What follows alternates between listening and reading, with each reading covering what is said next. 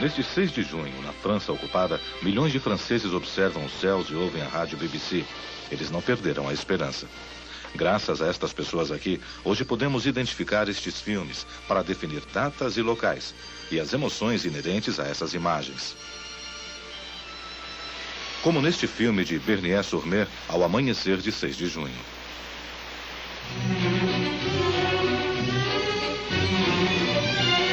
Eles filmaram a guerra em cores. A França está livre. Segunda parte. A libertação. Imagens chocantes e lembranças. Distribuição Didac.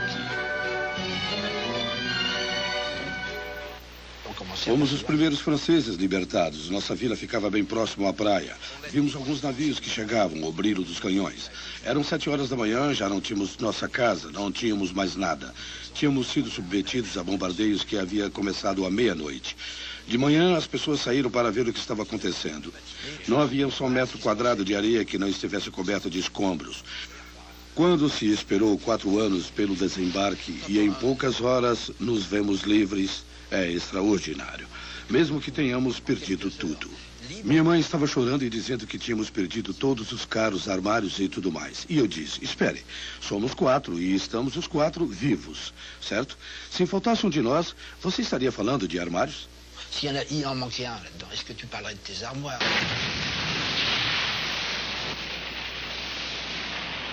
Na costa, os artilheiros dos navios continuavam a atacar a terra, numa tentativa de silenciar as posições alemãs que, em certos setores, continuavam intactas.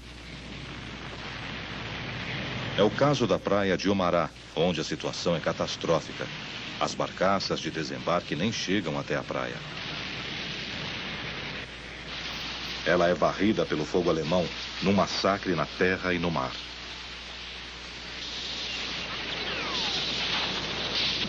Até o meio-dia, a situação permanece crítica. Na ponte de seu navio, o general Bradley pensa no momento em que terá que retirar suas tropas.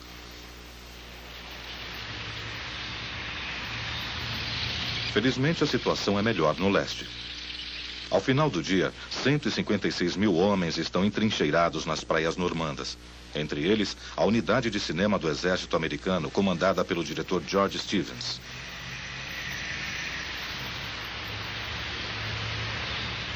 Stevens, supervisor de uma equipe da imprensa que filma em branco e preto, tomou a iniciativa de trazer sua câmera e filmes coloridos. São essas imagens que estamos vendo agora.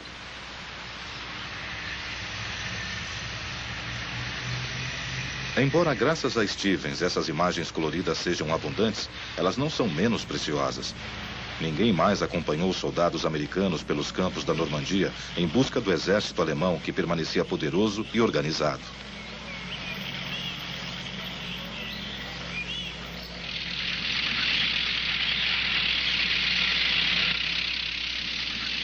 O terreno de vegetação densa é um local ideal para a defesa alemã. Os tanques americanos estão paralisados, atrapalhados em suas manobras. Seu formidável poder de fogo não os ajuda muito. O avanço sai caro aos americanos, em termos de vidas humanas. Os civis da Normandia arcam com o choque dessas primeiras semanas de combate, que se mostram muito mais cruéis do que os aliados imaginavam.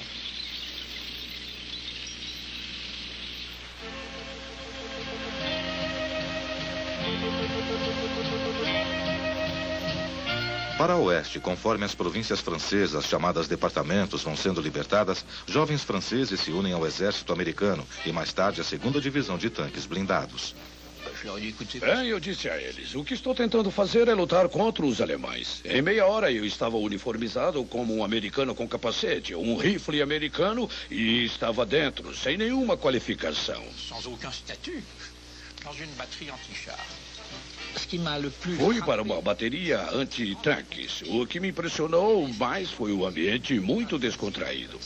Claro que havia disciplina, mas não era tão visível. Era um bom ambiente. E então o luxo das provisões. Havia de tudo, o que fosse preciso. Provisões de alimento até um maço de cigarros. Havia de tudo. Quando se sai de um período de restrições bastante grave, é o paraíso. As famosas rações de campanha, as primeiras que comi, era pura sorte. Mas a maior novidade introduzida pelos americanos continua sendo o Jeep. Seus motoristas dizem que ele é fiel como um cão, forte como uma mula e ágil como uma cabra. Os combatentes inventam todo tipo de truques para melhorar a segurança do Jeep. Colocam sacos de areia no assoalho para se proteger contra minas. Fixam estacas na frente para cortar o arame que o inimigo estende nas estradas para decapitar os motoristas.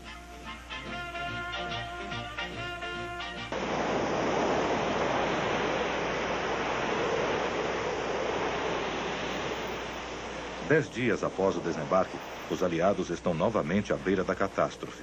Uma terrível tempestade no canal destrói os portos artificiais construídos em Saint-Laurent e Arromanches. Um deles é totalmente destruído. Eles tentam reconstruir o segundo.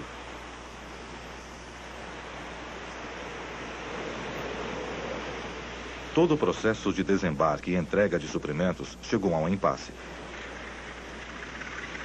Assim que as ondas acalmam, os feridos que esperam há vários dias são embarcados para a Inglaterra.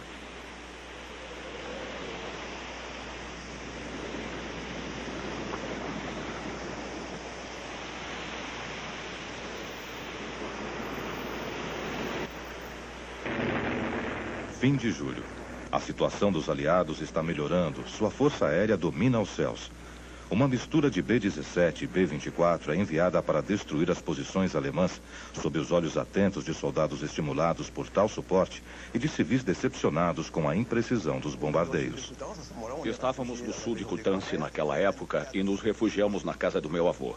E em 24 de julho, bem, os aviões eram ainda mais numerosos do que o normal. Então, no início, começamos a contar 3, 6, 12, 24 e chegamos a 1000 e continuamos por várias horas.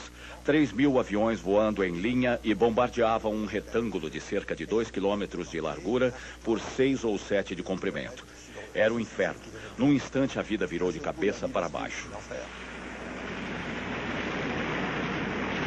Neste dia, o alvo é a rota Perrier-Saint-Lô, onde os alemães estão entrincheirados. Infelizmente, as bombas são mal direcionadas e os americanos bombardeiam seus próprios homens. 200 soldados americanos são mortos. Quantos civis serão vítimas de erros semelhantes? Quantas cidades serão martirizadas como Saint-Lô, batizada pelos americanos de capital das ruínas? Quem escapou do massacre encontra esta confusão de escombros e cinzas. Quando voltamos, tínhamos pressa para ver o que havia na casa, o que poderíamos salvar. Alguns lençóis, algumas roupas, tudo estava cinzento, tudo destruído. Era realmente uma cidade fantasma. Um pouco abaixo, 2 amigos com quem tinha jogado tênis na véspera do bombardeio estavam mortos. Vi suas casas completamente destruídas. Havia cadáveres de animais por toda a parte e corpos humanos. Lembro-me especialmente de ver uma perna pendurada com um sapato. Para onde você olhava, coisas horríveis assim. E havia muitos ratos, gordos, grandes e cinzentos. Já era seu território desde junho. Tinham tanta coisa para comer, inclusive os cadáveres, e era horrível.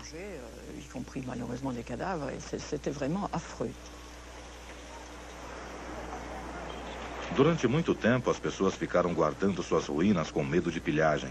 O perigo das paredes instáveis, a ação tardia das bombas e minas não detonadas, inibia a retirada dos civis. Para onde iriam agora? Todos esperaram pelo desembarque, mas cada um deles esperava que fosse longe da sua casa.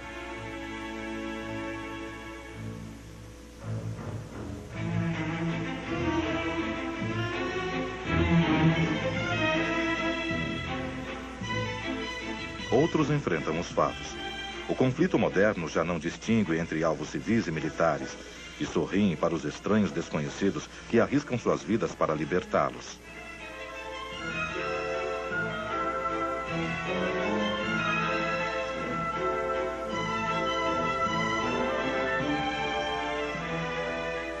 As crianças não se faziam tais perguntas.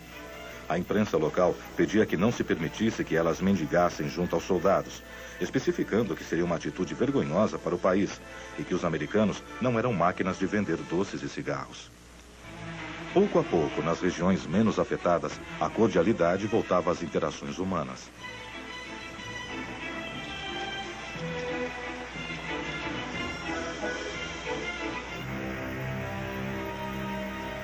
Apesar da superioridade dos aliados em número e material, o progresso requer cuidado constante.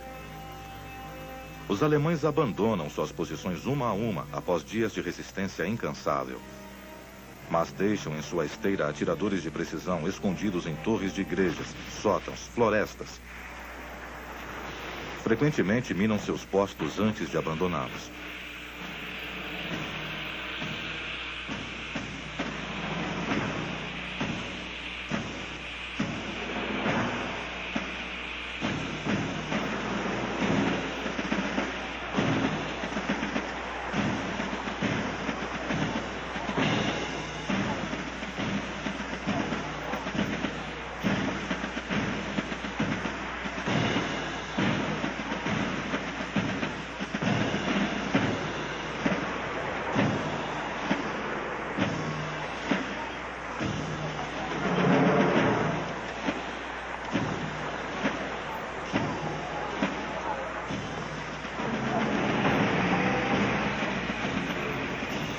No início de agosto, o avanço aliado se acelera em direção à Bretanha francesa.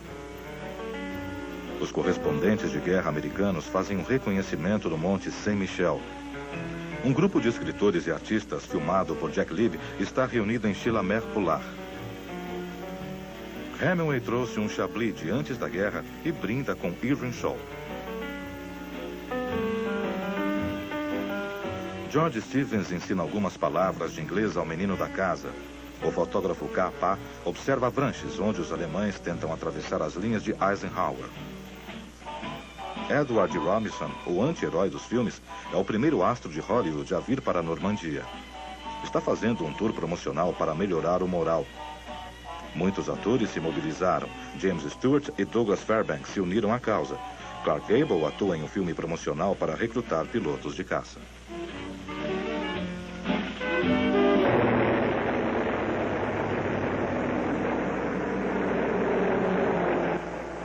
Nos céus da Normandia, bombardeiros se tornam o terror da Alemanha, principalmente com a decadência do poder da Luftwaffe.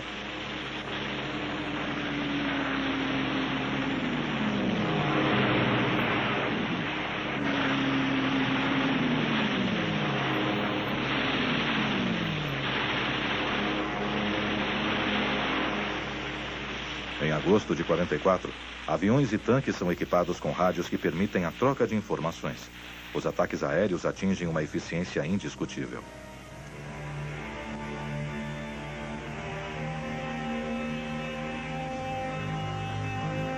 O realismo das cores torna a visão da guerra insuportável.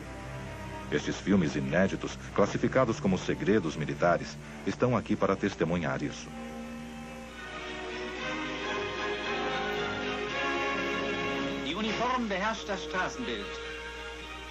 Berlim finge ignorar a gravidade da situação.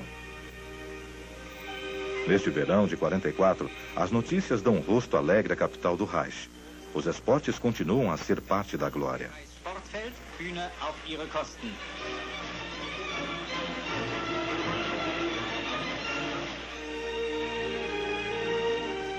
Muitos alemães ainda acreditam na vitória final. A confiança é transmitida pelos comunicados oficiais. No entanto, há algo que a propaganda não consegue esconder. Números cada vez maiores de famílias recebem cartas oficiais que informam sobre a morte heróica de um pai, um filho ou um irmão na frente russa ou na Normandia.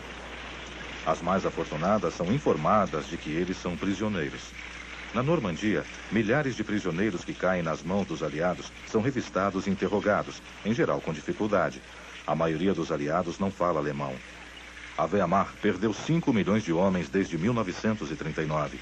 O alto comando preenche as lacunas com prisioneiros soviéticos, alistados voluntariamente ou à força.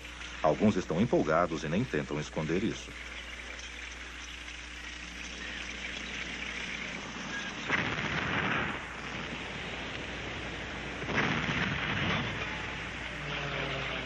Saint-Malo cai em 17 de agosto após um cerco destruidor. Os alemães ainda mantêm a ilha de Sésame. A curiosidade é mais forte que a prudência e timidamente a população se aproxima desses soldados armados com câmeras.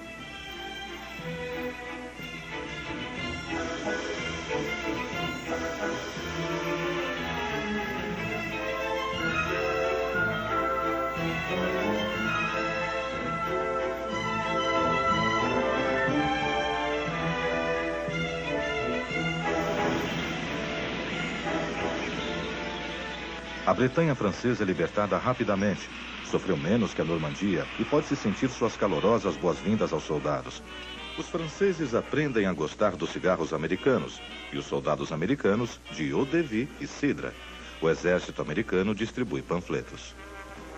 Aprendemos, entre outras coisas, que as mulheres da Bretanha têm um apetite sexual bem desenvolvido. No entanto, recomendam uma conduta exemplar com relação às moças e concluem afirmando: você será recebido muito bem, porque os americanos são populares na França.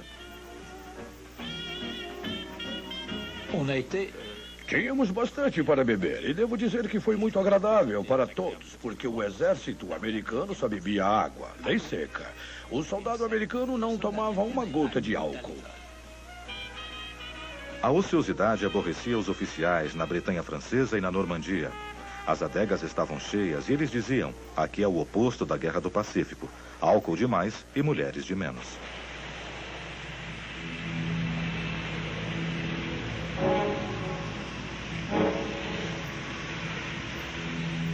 Ao largo da costa do Mediterrâneo, uma armada aliada luta para escapar dos submarinos alemães.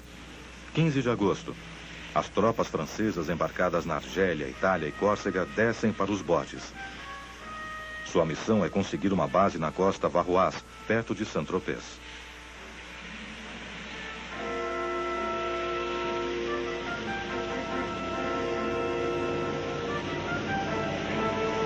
Ao amanhecer, 1000 aeronaves e planadores vindos de Roma começam o desembarque dos paraquedistas. Dos céus da Provença, 10.000 paraquedistas saltam sobre a região de Saint-Maxime para preparar o desembarque das tropas vindas do mar.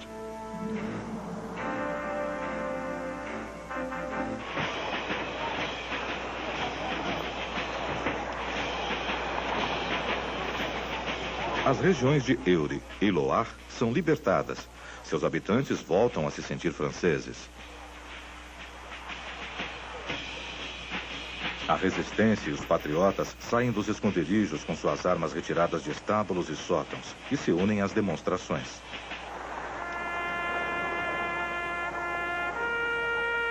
É prestada uma homenagem às vítimas da libertação. –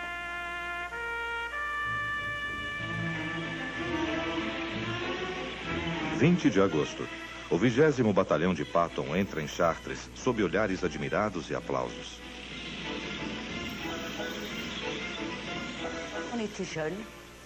Éramos jovens, nós os achávamos lindos, homens muito bonitos. Estávamos felizes de vê-los. Era fácil gostar deles e muitas jogavam flores, mas eles preferiam as frutas.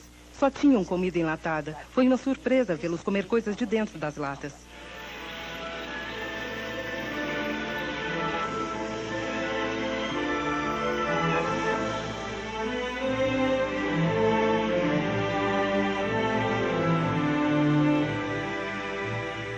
O Exército Francês de Resistência, o FFI, que participou da libertação de Chartres, expulsa os últimos alemães. Esses homens armados, vestidos com roupas mais ou menos militares, começam a agir como a polícia, com buscas e todo tipo de prisão arbitrária. Consideram-se parte da autoridade e começam a fazer a lei. Começa uma forte luta por poder e influência nos quartéis de polícia. O chefe de polícia indicado pelo governo provisório do general de Gaulle precisa controlar rapidamente esses grupos armados, retomar os comandos de controle abandonados por Vichy e restaurar a autoridade do Estado. Como se pede a esses combatentes da resistência que abandonem o poder para evitar o risco da administração do governo francês acabar nas mãos do exército americano no caso de distúrbios?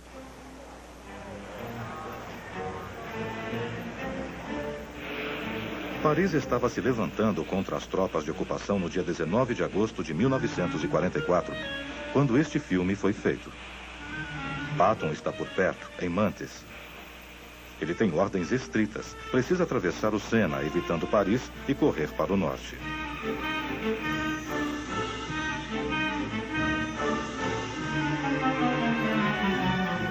Leclerc está estacionado em Rambouillet e espera a decisão de Eisenhower para marchar sobre Paris. Ele bem pode imaginar a destruição e o dano que Hitler poderá causar à capital e seu povo.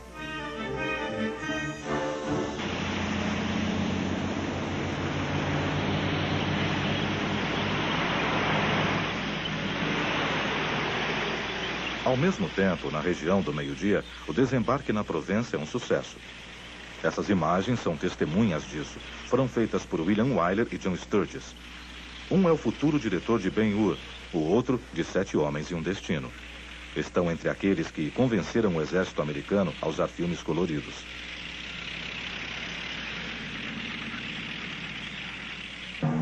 Por seus equipamentos, estes veteranos dos campos de batalha da Tunísia e da Itália são frequentemente confundidos com soldados americanos. São as tropas do general de Lattre de Tassigny, o Exército B, franceses do norte da África, que abrange homens alistados ou recrutados, divisões da África, marroquinos e infantaria argelina.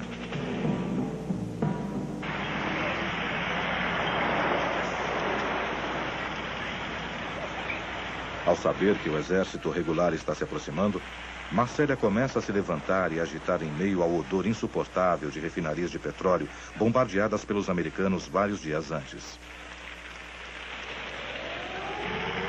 No sábado, 19 de agosto, há uma greve geral e no dia 21, 500 FFI e FTP começam a insurreição. A Comissão de Libertação é estabelecida na prefeitura. Os alemães não desistiram de defender a cidade e se entrincheiram.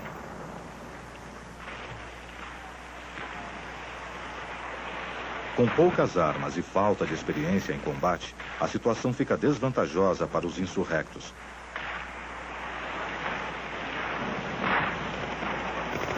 Em 22 de agosto, as tropas francesas, sob o comando do general de Montsabert, chegam aos subúrbios de Marselha. Com o apoio de tanques, as tropas regulares começam a limpar bairro por bairro, finalmente tomando todas as fortalezas estratégicas. Em 28 de agosto, os alemães se rendem após 4 dias de combate.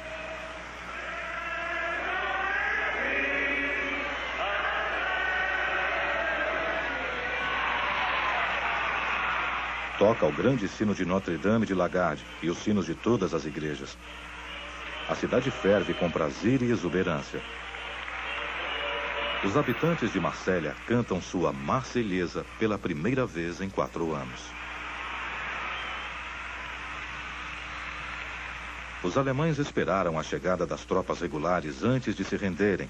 Por medo da vingança dos guerrilheiros, temiam colher o ódio semeado durante 4 anos de ocupação. O desfile interminável de prisioneiros dá aos habitantes de Marselha uma medida de sua vitória.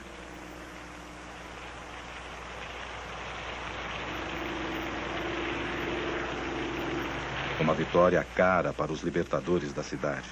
1000 mortos, incluindo 500 marroquinos e muitos da resistência. Durante a libertação de Marselha, havia um grande número de feridos. Só no meu grupo tínhamos 7 e mais de 100 ao todo em Marselha. Então havia muitos feridos. Minha mãe foi ferida em 21 de agosto, às 4 horas da tarde. Certamente foi uma das primeiras pessoas feridas na libertação. E ela lutou como nós, porque disse que queria vingar seus 2 irmãos mortos. Então ela lutava com a gente e combatíamos os alemães que tentavam passar, e foi assim que meu pai foi morto, bem na esquina do quartel da polícia. 100.000 resistentes foram mortos em Marselha, inclusive meu pai, nos ataques esporádicos dos alemães. Tínhamos que desconfiar, tínhamos que estar sempre em guarda durante a libertação.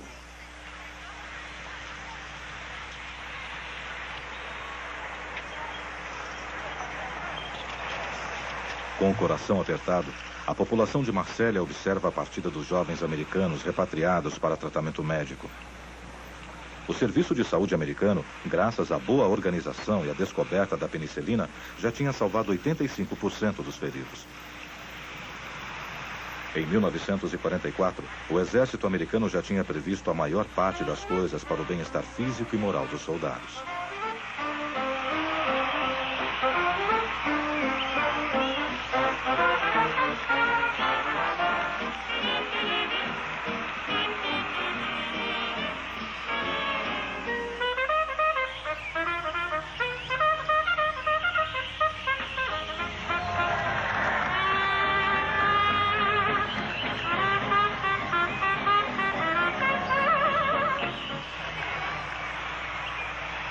Em 1944, já existem mais de 700 produções como esta em todas as frentes, da Europa até o Pacífico.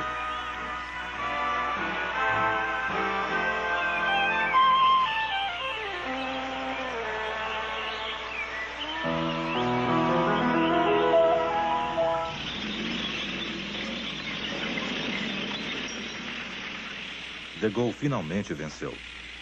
Eisenhower já não se recusa a permitir que os franceses libertem Paris. Na manhã do dia 24 de agosto, o general Leclerc lança sua segunda divisão de tanques sobre a capital. George Stevens é autorizado a acompanhar as tropas francesas em sua marcha para Paris. Ele nunca tira os olhos das lentes. A Torre Eiffel é o foco. É o começo da marcha triunfal sobre Paris.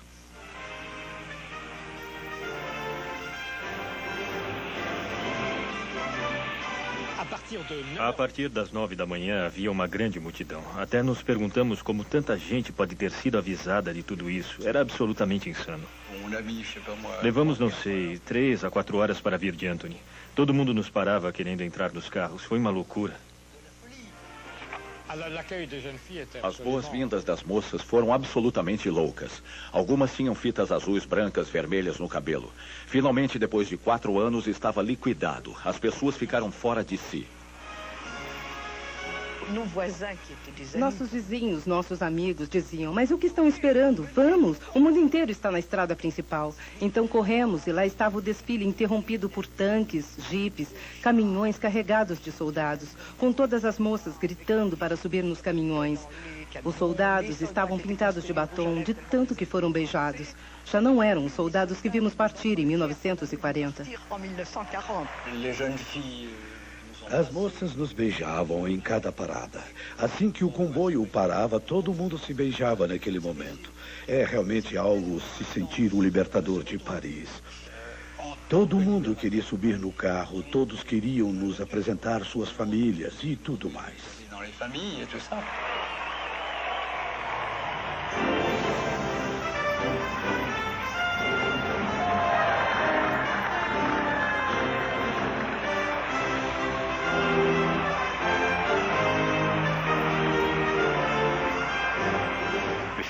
Foi incrível, impensável.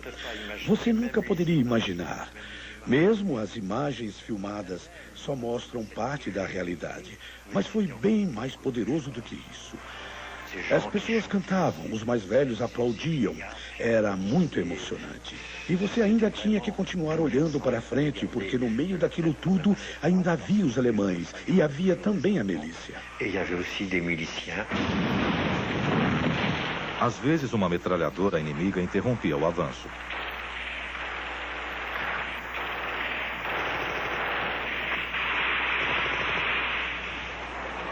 Os desertores alemães tinham sido libertados por seu próprio exército para retardar o avanço.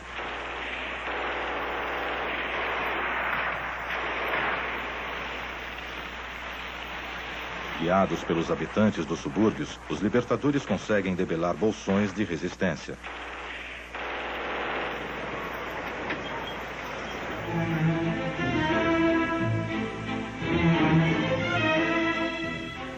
Em Paris, a resistência garantiu o controle dos bairros 14 e 15, permitindo que a segunda divisão de tanques entrasse em Paris.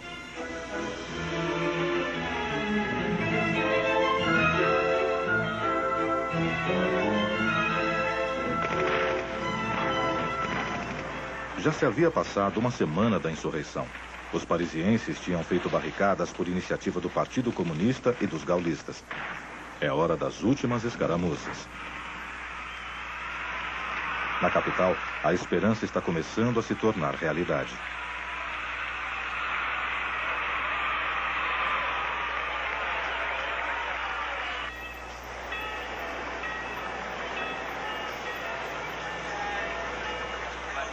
Para esses alemães, a guerra acabou. Na rua do Départ, próximo à estação de Montparnasse, o general Leclerc estabelece seu posto de comando. Em 25 de agosto, às 3 horas, Leclerc e Chaban-Delmas escoltam o comandante militar de Paris, von Schultz, de volta para a capital. Ele já não tem ilusões quanto ao desfecho da batalha e se entrega, desobedecendo às ordens formais de Hitler de mergulhar Paris em fogo e sangue, queimar todos os monumentos, deixar a cidade em ruínas.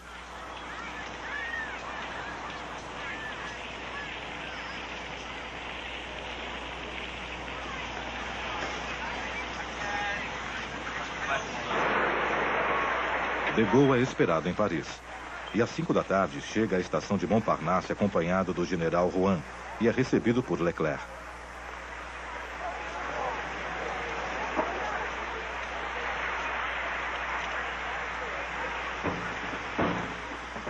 Ao deixar a estação, De Gaulle fica irritado ao saber que o líder comunista Rotongui assinou a capitulação geral da Alemanha junto com Leclerc. Como chefe do governo provisório, De Gaulle é totalmente contrário ao Partido Comunista dizer que a libertação de Paris foi feita por eles.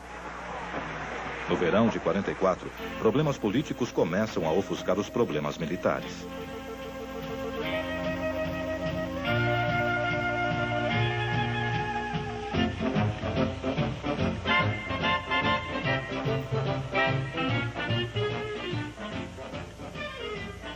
A rua em frente ao Hotel Scribe, onde Ernest Hemingway e repórteres estrangeiros estão hospedados, foi o cenário de comemorações improvisadas na tarde ensolarada de 26 de agosto de 1944.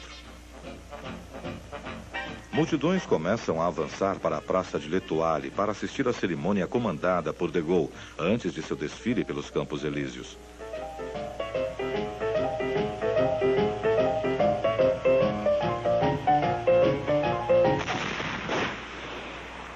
De repente, o som de balas interrompe a comemoração, fazendo a população correr em pânico. Quando chegamos, começamos a ouvir tiros. Eram os infames soldados alemães ou os colaboradores que ainda estavam escondidos no topo dos edifícios e que abriam fogo contra a multidão. Todo mundo correu para dentro dos prédios e então não fomos ousados demais porque ainda era muito perigoso. Vimos pessoas feridas. A segunda divisão de tanques blindados tenta acalmar a multidão. Todos queriam atirar. Havia resistentes armados e assim que alguém aparecia num telhado, todos atiravam e o exército tradicional passou a maior parte do tempo gritando: "Parem de atirar!" Isso era ouvido por toda parte e tentávamos permanecer o mais calmos possível para ajudar a acalmar todos. 300 pessoas foram mortas ou feridas ao longo do dia, vítimas de fogo não identificado.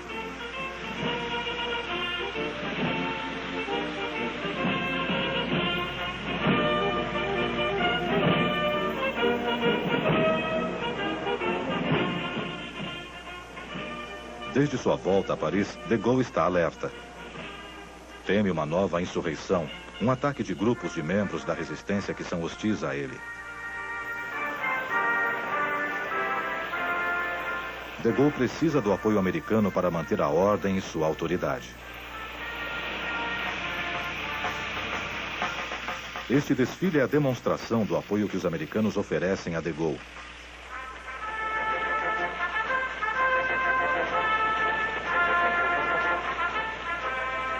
É preciso esperar até outubro para o governo provisório do general De Gaulle ser reconhecido por Washington.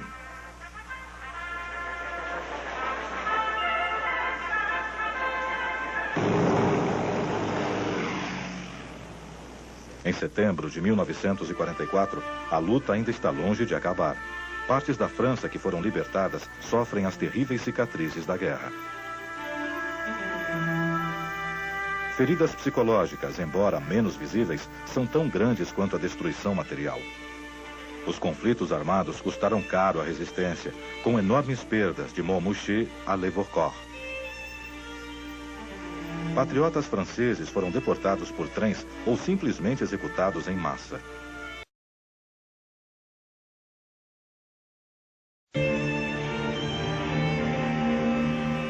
Todos os dias, chega a notícia da nova descoberta de uma grande vala comum deixada pelos ocupantes alemães.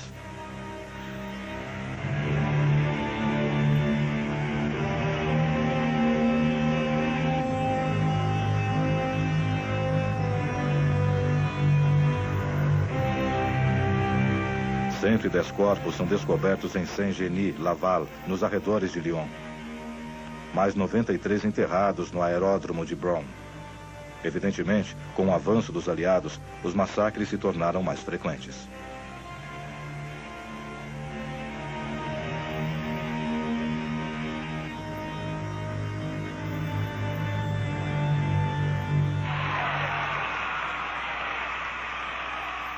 Em 3 de setembro de 1944, em Lyon, uma alegre multidão saúda os libertadores, a primeira divisão francesa sob comando do general Brosset.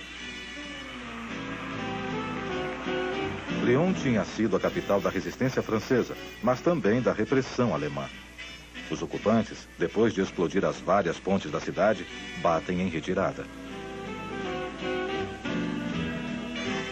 Com uniformes emprestados pelos americanos, os franceses surpreendem e encantam.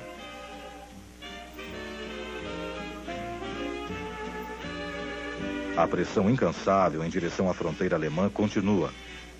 Depois de Lyon, é a vez de Dijon ser libertada.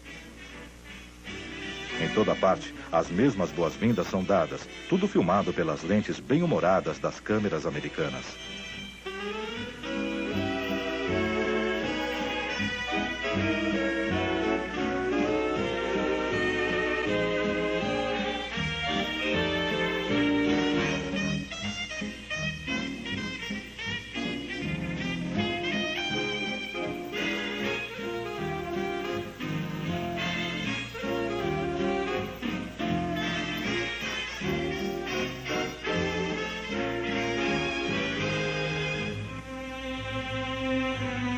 A libertação pode ser mapeada por regiões produtoras de vinho.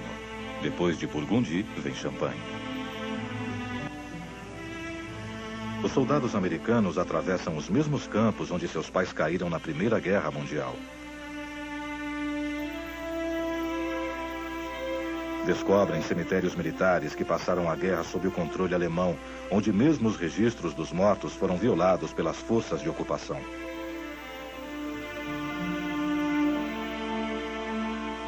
Junto com os mortos da guerra anterior, começam a se alinhar sepulturas recém-cavadas.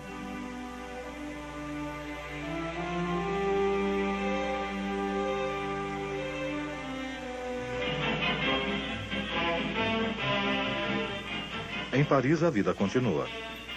Gás, eletricidade, produtos básicos estão em falta. O metrô só funciona algumas horas por dia. O Partido Comunista acusa os patrões de maus pagadores e a rádio francesa toca sucessos patrióticos populares. Como tantos outros, Maurice Chevalier sofreu durante a ocupação. Aqui ele canta uma Paris que redescobriu seu sorriso.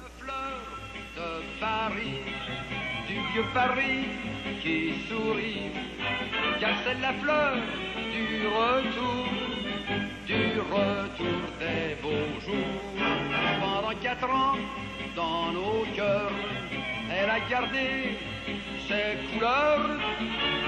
Bleu, blanc, rouge, avec l'espoir, elle a fleuri.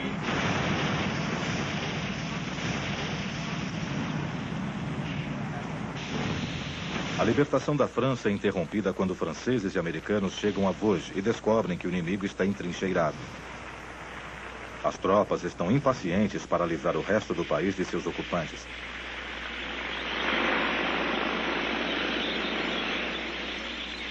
O avanço aliado é vítima de seu próprio sucesso e da falta de combustível, causada por milhares de caminhões que consomem mais óleo combustível do que podem transportar. Patton ironiza. Meus homens sempre podem comer seus cavalos, mas meus tanques não funcionam sem combustível. E ele precisava de 1.800.000 litros por dia. Milhares de prisioneiros sonham com um rosto. Uma noite de ternura em ambientes conhecidos e aparentemente tão distantes. A guerra, que todos esperavam que acabasse até o Natal, como a grande guerra antes dela, estava se transformando em desgaste.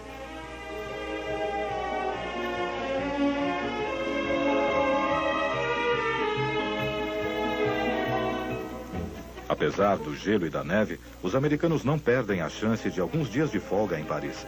Mesmo em época de racionamento, a capital oferece descanso e divertimento para homens que enfrentam a morte na lama congelada de Ardennes. Um dicionário de frases, fornecido pelo exército, ajuda os homens a se comunicar com os locais ou, pelo menos, pedir um chocolate quente, porque, desde outubro, os salões de baile tinham sido novamente fechados. Os parisienses, para quem a libertação não tinha sido o mar de rosas que esperavam, criam um pequeno mercado negro para negociar com soldados americanos, uma garrafa de conhaque ou mesmo um beijo em troca de cigarros americanos.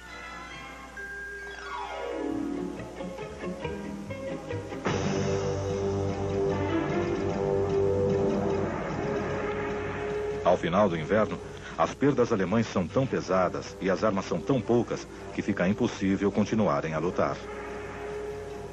Militares e civis alemães desistem de toda a esperança de reverter a situação.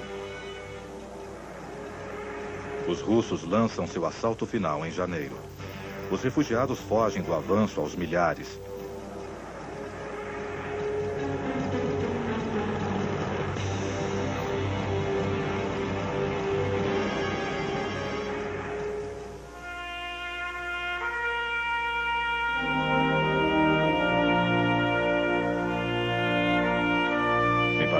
As bandeiras são hasteadas a meio pau e os teatros são fechados com a notícia da morte do presidente Roosevelt. Os franceses demonstram sua gratidão. Uma missa comemorativa é rezada pelo cardeal Surrat na Catedral de Notre-Dame.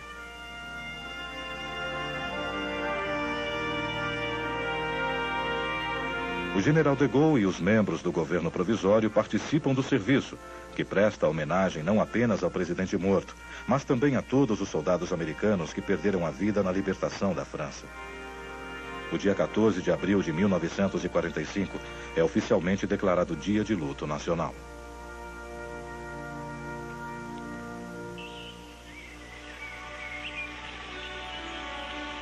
As estradas que vêm da Alemanha estão cheias de prisioneiros de guerra franceses que retornam, impacientes demais para esperar por transporte oficial.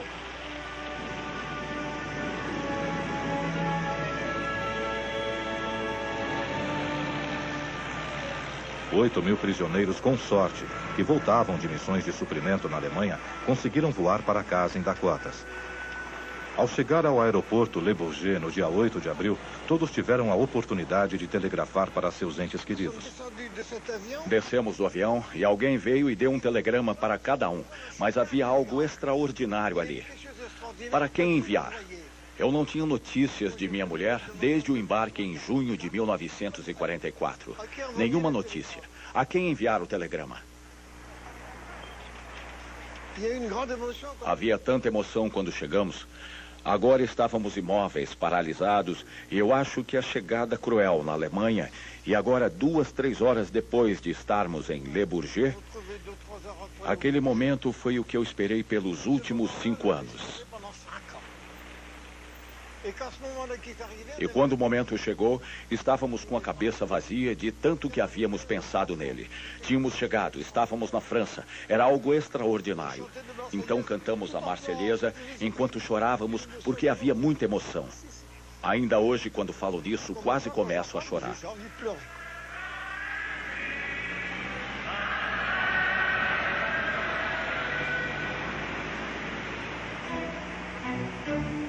Para dar as boas-vindas aos prisioneiros, foram requisitados barracas, hotéis e cinemas.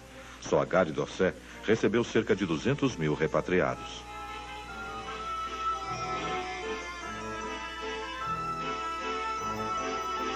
Que diferença entre os soldados de 1939, ainda usando uniformes fora de moda, o verdadeiro símbolo da derrota humilhante, e os soldados americanos equipados de 44 e 45 que os estão filmando. Muitos estão ansiosos para descobrir onde estão seus parentes e amigos. Outros já têm alguma ideia pelas cartas que começaram a rarear ou que pararam de chegar para sempre. Às vezes era alguém que recebia uma carta de um parente dizendo: não escreva mais para sua mulher. Nós a entendíamos. Sabe, era terrível. Ou às vezes era uma carta da prefeitura ou uma carta que voltava, destinatário não mais no endereço. Entendíamos imediatamente. Um dia eu fiquei furioso. Havia alguns operários franceses que eram voluntários. Quando passavam por nós, faziam piadas sobre nossas esposas. Isso realmente machucava. Ça faisait mal.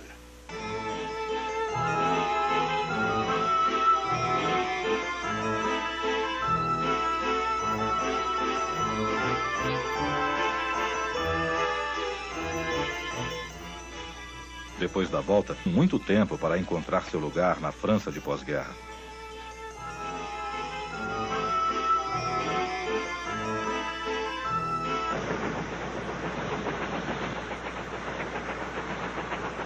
Embora a França tenha sido libertada há 6 meses, alguns franceses sofriam mais do que durante a ocupação.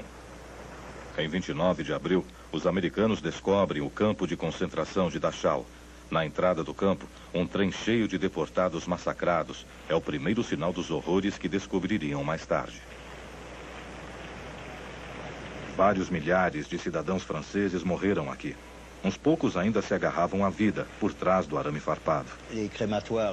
Os crematórios não davam conta. Os cadáveres eram empilhados. Era preciso passar por cima deles para chegar ao bloco. Às 5 horas da tarde, de repente, os americanos estavam lá. Foi como um choque. Alguns caras explodiram, alguns caras choraram, alguns caras... Havia todo tipo de emoção. Estávamos saindo das profundezas do abismo, porque não tínhamos chance de sobreviver. Entre os deportados, houve reações muito violentas contra os que tinham sido os chefes, capitães. Matamos aqueles que tinham nos oprimido. É uma reação normal, eu acho. Quando se está na selva, ou você morre ou se livra.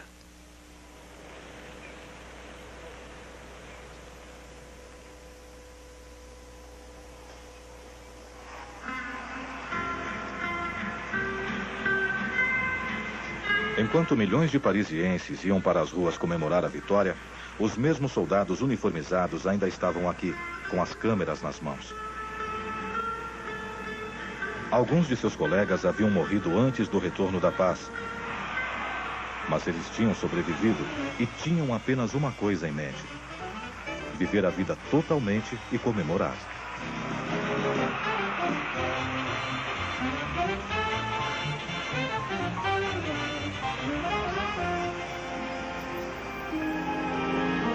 Com certeza sabiam que estavam filmando um evento histórico.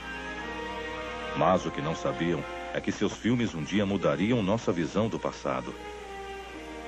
Encheriam de cores vibrantes esses anos escuros de opressão em preto e branco, para torná-los realmente inesquecíveis.